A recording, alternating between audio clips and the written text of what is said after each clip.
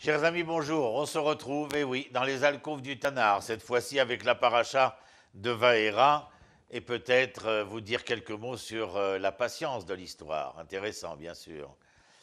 Il est écrit, Dieu adressa la parole à Moïse en disant, je suis l'Éternel, je suis apparu à Abraham, à Yitzhak, à Yaakov, en tant que El Shaddai, mais mon nom, je ne leur ai pas fait connaître.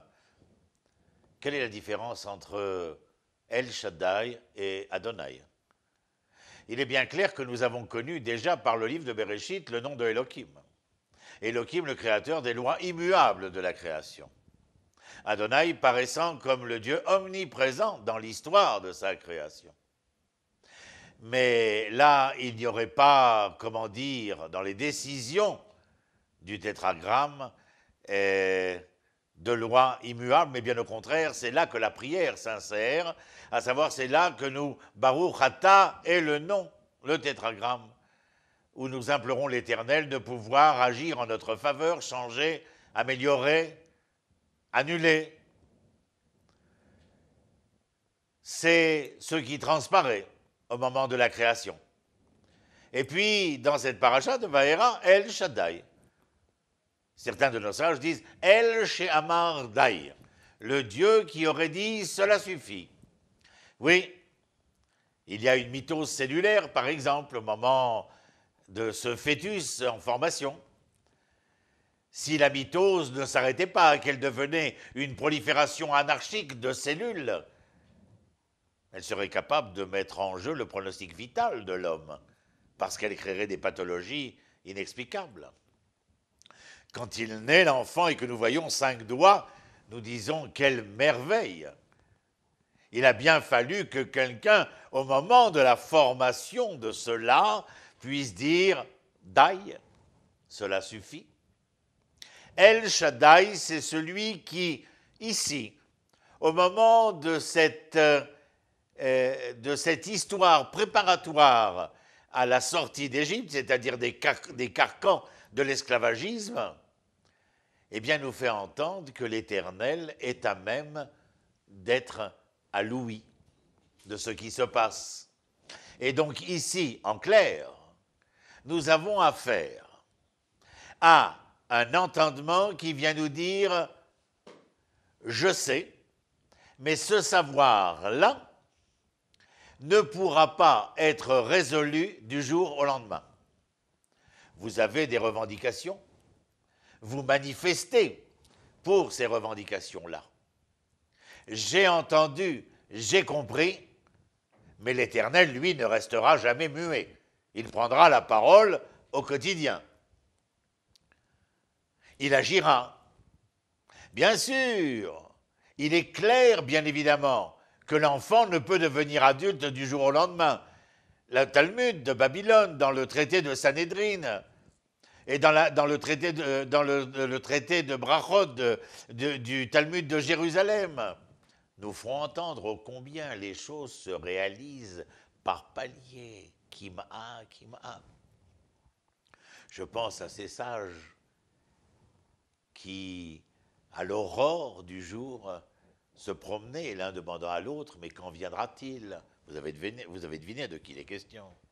Et l'autre de lui répondre, quand viendra-t-il? Mais regarde, nous sommes dans ce moment du jour si significatif, l'aurore. Ce n'est pas le jour encore, mais ce n'est déjà plus la nuit. Eh bien, tu vois, il y a de moins en moins de nuits, de plus en plus de jours, ainsi ira la délivrance, ainsi ira la rédemption.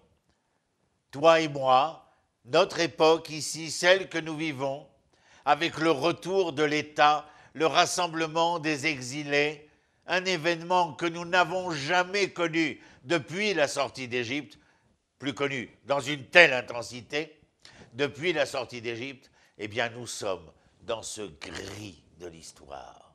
Ce n'est ni le blanc du jour, ni la noirceur obscure de la nuit. Nous sommes entre les deux et l'événement se déroule peu à peu. Nous devons être ceux qui, envers et contre tous les aléas de l'histoire, continuent de croire. Croire en hébreu, les amin, a pour racine amin, amen d'abord, amen, que nous répondons, mais amen est la racine qui par occurrence a amin, neeman, emet, disent nos sages. Amin, c'est celui en qui on a confiance. Neeman, c'est le fidèle. Emet, c'est la vérité. Ça ne sert à rien de vous déclarer « je suis un croyant », on s'en contrefout. Le fait d'affirmer « je suis un croyant », Ani ish emuna, ani ma'amin, ou de chanter Ani ma'amin, c'est sympathique, mais c'est folklorique. Ce qu'on a besoin, c'est que cette émouna, dans ces occurrences, soit capable d'être la preuve ineffable que vous êtes un homme de confiance, un homme fidèle et un homme de vérité. En cela, le processus engagé peut être un processus auquel est, promis un devenir certain.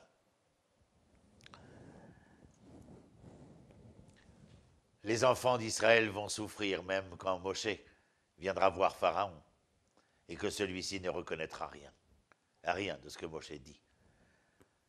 On a l'impression que Moshe est non seulement déçu, mais quelquefois rebelle. Et Moïse retourna vers Dieu et dit « Mon Dieu, pourquoi as-tu rendu ce peuple misérable? Dans quel but m'avais-tu donc envoyé? Depuis que je me suis présenté à Pharaon pour parler en ton nom, le sort de ce peuple a empiré, bien loin que tu aies sauvé ton peuple. » Et Dieu lui répond « À présent, tu seras témoin de ce que je veux faire à Pharaon. Forcé par une main puissante, il les laissera partir, d'une main puissante lui-même les renverra de son pays. » Ce n'est pas Pharaon qu'il fallait convaincre d'être fidèle, d'être vrai, d'être confiant. Ce sont les enfants d'Israël. C'est à eux que s'adresse l'injonction donnée par Moshe à Pharaon. D'ailleurs, quand Moshe est en chemin pour aller voir Pharaon, et que Aaron est à sa droite, et que les sages sont requis pour l'accompagner, il arrive auprès de Pharaon sans qu'aucun sage ne soit près de lui. Au fur et à mesure que l'on s'en rapprochait du palais de Thèbes, les sages disparaissaient. Et que voulez-vous me dire? Il n'y a pas de fumée sans feu.